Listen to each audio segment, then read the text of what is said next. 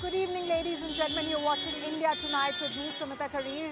I'm right here in the heart of the national capital in central Delhi on Raisina Road. And of course, my colleague Ankur Mishra is joining you live from our Mumbai studios. Tonight, ladies and gentlemen, this is a special broadcast as Russian President Vladimir Putin has touched down in New Delhi.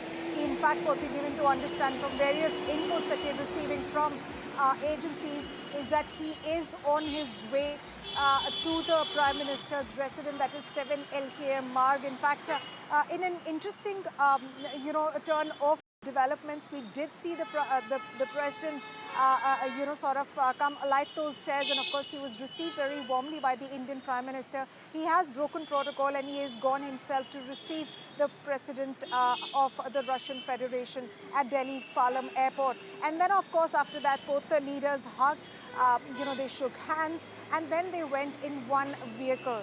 And that entire convoy was on its way to Prime Minister's residence, where a special dinner has been kept for, is being hosted for the president of the Russian Federation. So, of course, the understanding is the talks would have already begun because the whole world is watching, at least definitely the United States, we can safely assume, a whole lot to unpack as far as this particular show is concerned. So let's get started. Over to you, Ankur. Ankur, we have a good lineup of guests, a huge battery of guests, in fact, who are helping us decode what do these developments really mean in the back of a geopolitical backdrop. There are geopolitical tensions with the United States and India's ties. Of course, they saw a downturn. They have been on the mend now. But of course, the United States also continues to put pressure on Russia. All right, so Sumita bringing live updates. She is there on the ground to bring you all the news which is happening there. But we have expert panel, Raymond Vickery, former US Assistant Secretary of Commerce, Trade Development, and Mr. Manoj Joshi, Distinguished Fellow ORF. Welcome, gentlemen. First, I want to come to you, Mr. Joshi. You would have seen those visuals, those hugs, handshakes. Do you think that it signifies much more than whatever we announced tomorrow? Well, I definitely think that both leaders are going into this with the intention of showing not only themselves but the world that Russia-India ties are in an upswing, meaning after a period when they were fairly routine. But right now, the intention is to convey to the world that they are on an upswing.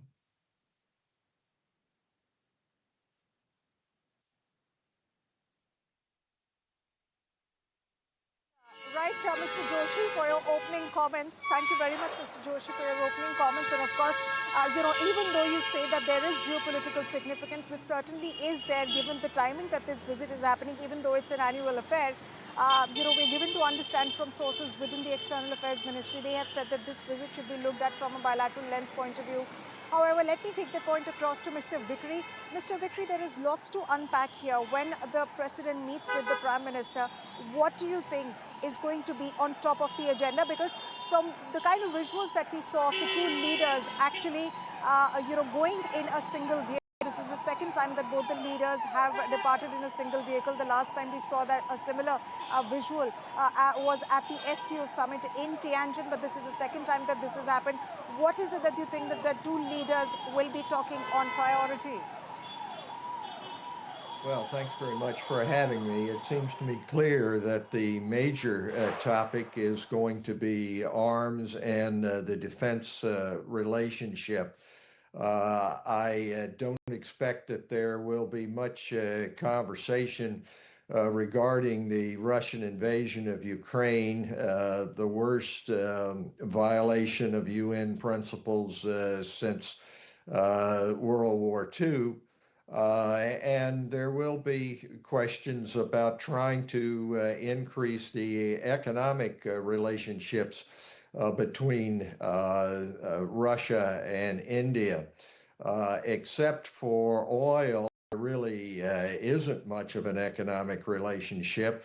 And if that relationship with Russia is going to amount to anything, there's going to have to be discussion about what trade can happen, what investment I would say that it's a very crucial time in the world. It seems to me that India has much more in common with democracies than it does authoritarian Russia.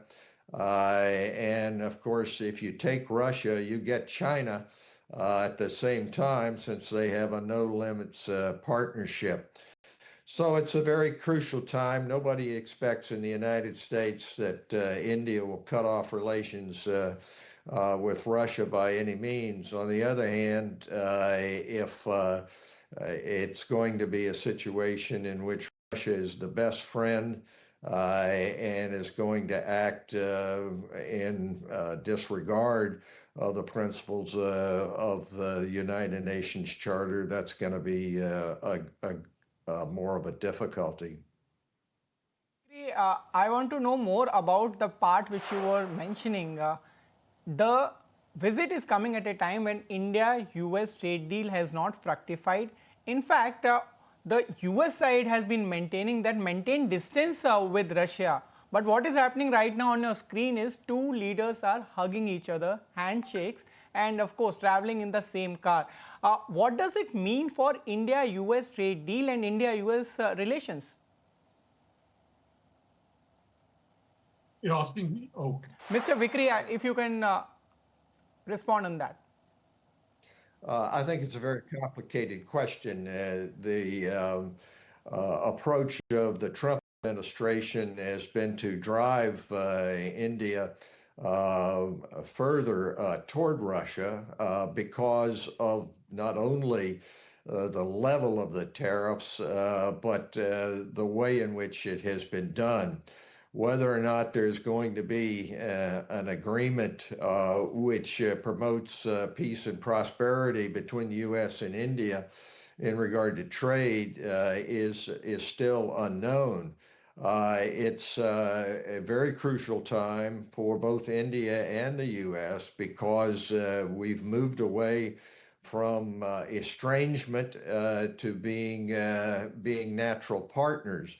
On the other hand, as I've said, it is not in the cards, it seems to me, to have the kind of close relationship which the United States and India have been building for the last 30 years if Trump administration is going to take the approach that it has, and India is going to seek alternatives by allying itself with authoritarian regimes such as in Russia, and even softening its approach toward China.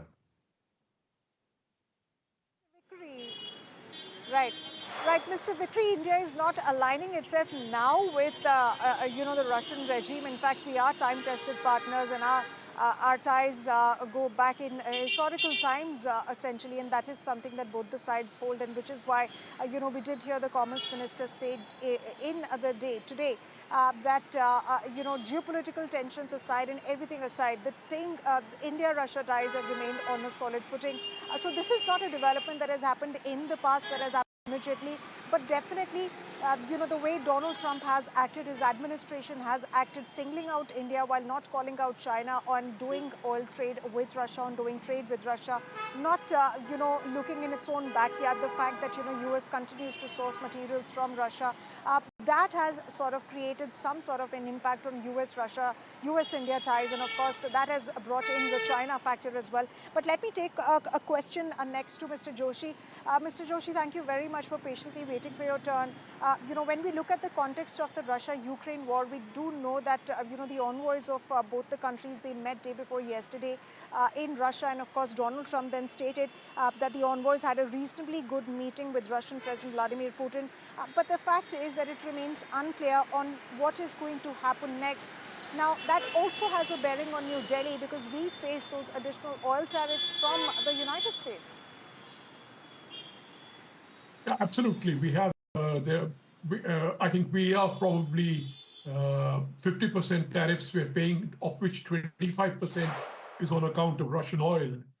And as you rightly pointed out, that we're still some distance from that elusive trade deal, meaning there were expectations when the new Trump administration came that that deal would come fast. The fact that it has not come has really created a lot of problems. But I'd also like to point out that our relationship with Russia, as I said, it is rejuvenating, but the point is it goes back very far. It goes back to the 1950s. And so the point of the Russian relationship is not a relationship with an authoritarian regime, but the point of the Russian relationship is a relationship with a friendly big power. And a friendly big power which is a friendship time tested, going back, as I said, to the 1950s, seen us through many geopolitical ups and downs. And I think precisely the downtrend in the Indo-US relations has helped to revitalize the Russian connection and to remind us that there is a steady friend there who we can depend on. And I think the effort now being made is to cement that relationship on a stronger basis, particularly with regard to trade. I think the oil part of it is going to come down a bit. The American pressure is quite intense. Indian companies have abandoned some of their Russian oil purchases. But there are other areas that the two countries are looking at. One reason is that the European embargo of Russia has forced Russia to look southwards, So the international north-south transportation corridor, southward links are being developed, the Chennai-Vladivostok corridor. So I think there is some expectation that this very anemic Indian exports to Russia can be changed and we can do better with them. Right.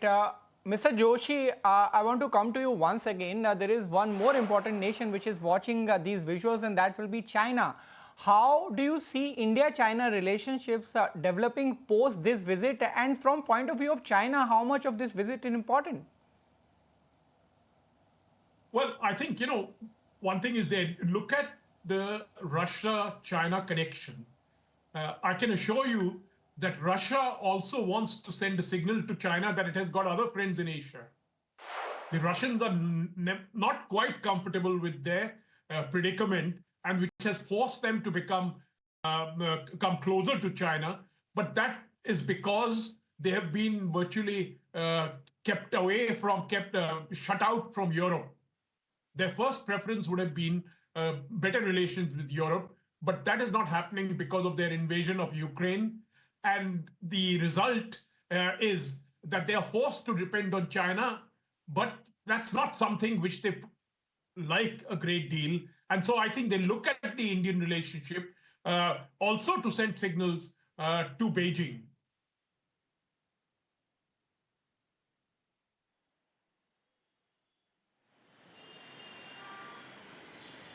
That's right, Mr. Joshi. Mr. Joshi, thanks, Mr. Joshi. Let me come to you, Mr. Vickery. Mr. Vickery, we are, of course, receiving inputs that both the leaders are on their way to the Prime Minister Narendra Modi's residence. And in fact, he's tweeted, and I quote, "Delighted to welcome my friend President Putin to India. Looking forward to our interactions later this evening and tomorrow. India-Russia friendship has been time-tested and one that has greatly benefited our people." Well, that's the tweet that the Prime Minister has tweeted from his handle on X. But let me also apprise our viewers of another development. Rajnath Singh, India's defense minister, was also meeting his Russian counterpart. And of course, what we're learning from inputs that are coming in, that are emerging, is that both the sides have reiterated that India-Russia ties are based on deep sense of trust, common principles and mutual respect. Rajnath Singh stressed on new opportunities to enhance collaboration across niche technologies, and Russian defense industry is ready to support India towards becoming self-reliant in defense production. And that's the word that's coming in from Mr. Andrei Belousov. Mr. Vickery, now, of course, defense is an important pillar of India-Russia ties. And of course, while we did hear Mr. Peskov, Dmitry Peskov, the Kremlin spokesman, instance, say that the acquisition of more S-400s is definitely on the agenda. The acquisition of more Sukhoi 57, that is also going to be forming, part of the talks, the part of agenda talks. But realistically speaking, do you anticipate, given previous instances, there are going to be any significant announcements? Of course, we can understand that there could be a joint statement which could mention that we will deepen our collaboration and cooperation. But realistically, can we expect an announcement on the acquisition of these military, tools that of course Russia has been talking about? Well, I think you're going to see announcements that indicate more arms from Russia. I think that the S-400 upgrade, you'll see announcements on that as well.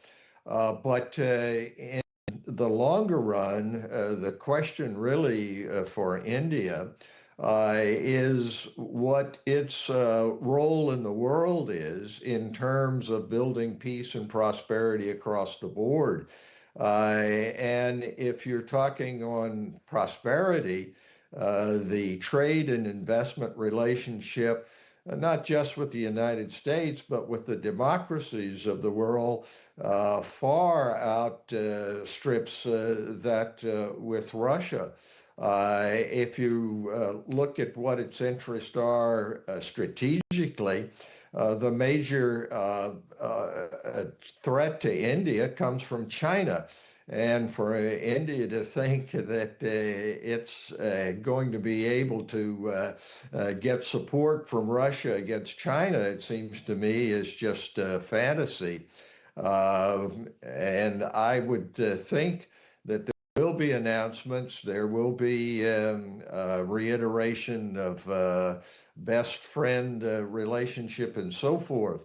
But rather than looking backwards, I think both India and the democracies ought to be looking forward.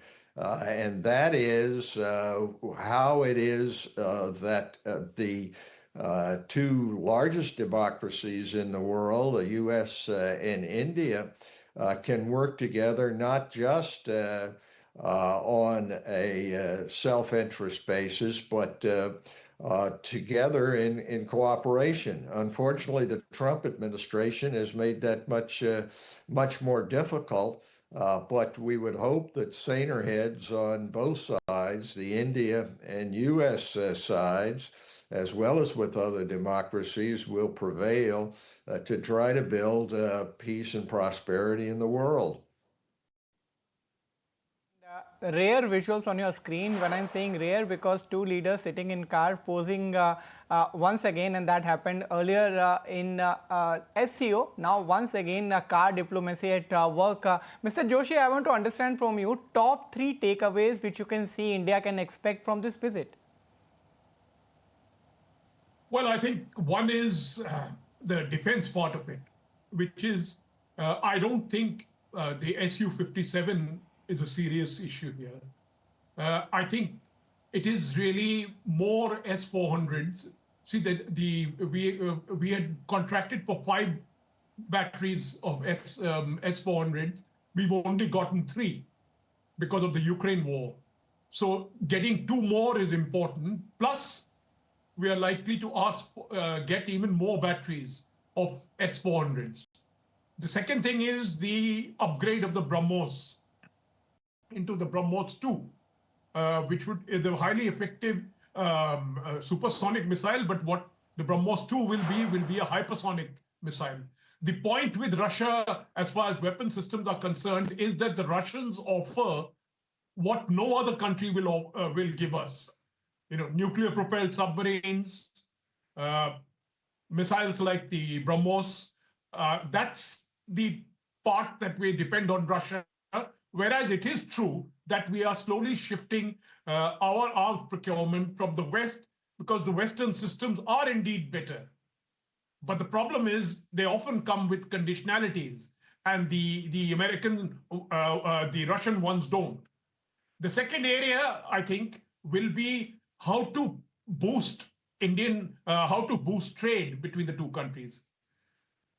So that is something which the two sides are examining. An important aspects of it, they need new payment systems. Those payment systems, because Russia is sanctioned, it cannot use the SWIFT system. So if they can get new payment systems going, it will help their trade relationship, which they are, as I said, very seriously looking at. The third, of course, is the geopolitical part of it. The geopolitical relationship. I think the Russians, I think, are not happy with the Europeans. Neither are they happy with the Americans, and they are looking to play a larger role in Asia, whether it is through Central Asia or in East Asia. You can be sure that they are definitely keen on looking the other way, because now they are blocked from the European side. Currently, they are blocked. Now, we don't know whether there could be peace, the Ukraine thing could work out. I, for one, have my doubts, because whatever has emerged from the recent Russia-America talks does not look very promising. So I think we'll see more of the same in the coming year, between all the great powers of the world. Right, Mr. Joshi, and essentially Donald Trump, after the envoys met, he said that both the envoys had good meeting, but of course it remains limited to just that. There is no more information available as far as that particular meeting is concerned. But let me ask you, Mr. Vickery. Mr. Vickery, you've handled the Commerce Department in the past. How do you think Donald Trump is going to react to this particular meeting, even though we do understand that the United States understands that India-Russia ties are strong? However, there's been some pressure that's been made from the Trump administration for India to reduce its energy purchases. How do you think Donald Trump is going to respond? Are we going to see a tweet in the middle of the night on Truth Social? The history of President Trump is not to look at relationship building, and particularly not looking at relationship building with India, but looking at transactions. Transactions in which he comes out on top as the successful party. This goes back to his background in real estate. It's a very, very unfortunate situation that you really cannot predict how he will react in any particular time. So I would think that his view is going to be what's going to get him the Nobel Peace Prize. And if India supports that, that's great. If India says that they will do what he wants on trade, that he'll do it. It's a very, very unfortunate situation, and it's a complete reversal really to what we've been working at for the last 30 years, both Republicans and Democrats across the board, and building a closer relationship between these two great democracies.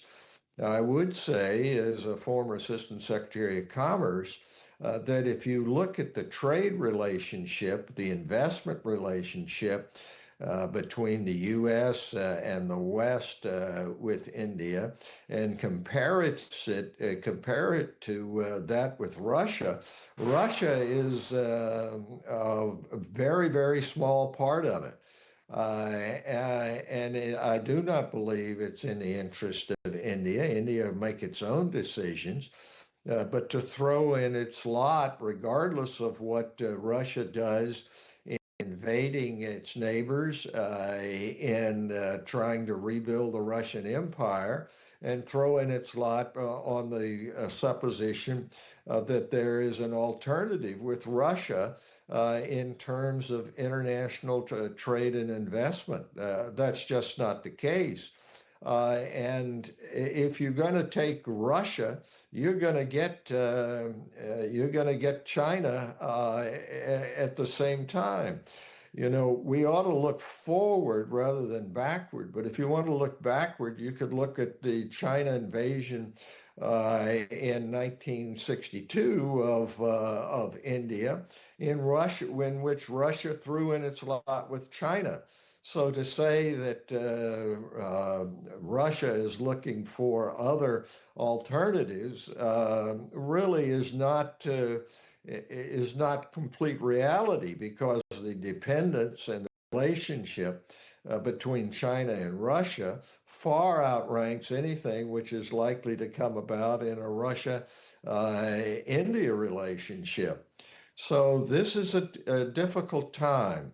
And we had made very, very great progress over the past 30 years in moving from estrangement to natural partners between the US and India. And that because of factors both on the US side with President Trump and his administration. Point And well in taken. India. Well taken. Just want to remind our viewers and take full frame two visuals. One, what happened in SEO, and one, what is happening now. The common factor you can see, the card diplomacy at play between the two heads of the nation. Similar kind of selfies being taken, posted on social media, and these pictures speak volumes. And I want to come to you, Mr. Joshi, for an analysis of this. Can India navigate this diplomacy? Why I am saying this? Because when we talk about diplomacy, it is not necessarily about taking sides, but going as far as interests of the nations are concerned. So can India navigate between both the nations, with the US as well as Russia, without paying the price of any kind, and particularly the geopolitical cost? I think India has been navigating it pretty well. India has balanced it. Meaning, you look at the first year of Trump, all kinds of things have happened. But even now, we've had an estrangement with the US. But even then, structurally, and I think Mr. Vickery is right, structurally, we have to go with the United States. We should go with the United States. But at the same time, as I said, historically, we have had ties with Russia, and there is no reason for us to abandon those ties. There is need for us to enable those ties to grow if they can, because they have been beneficial to us. I think it's very simple. In the Trump era, every country is looking for itself, and India also needs to look out for itself. And I think in the circumstances that are there, we've been doing quite well. And I think I just like to correct Mr. Vickery. In 1962, the Russians took a neutral stand, and that is one of the grouses that China had against them. The Russians were supplying us MiG-21, aircraft which they never supplied to the Chinese. They supplied to us between 1961 and 1963. So what I'm trying to get at is that this is a very solid relationship, and it benefits us. And as long as it benefits us, we should go with it. This is the era where every country is saying, what's in it for me? And I think when India looks at it, it'll be that should be the criteria with which we approach relationships, not history anymore, actually. Thank you so much, Mr. Joshi, as well as Mr. Vickery, for joining it.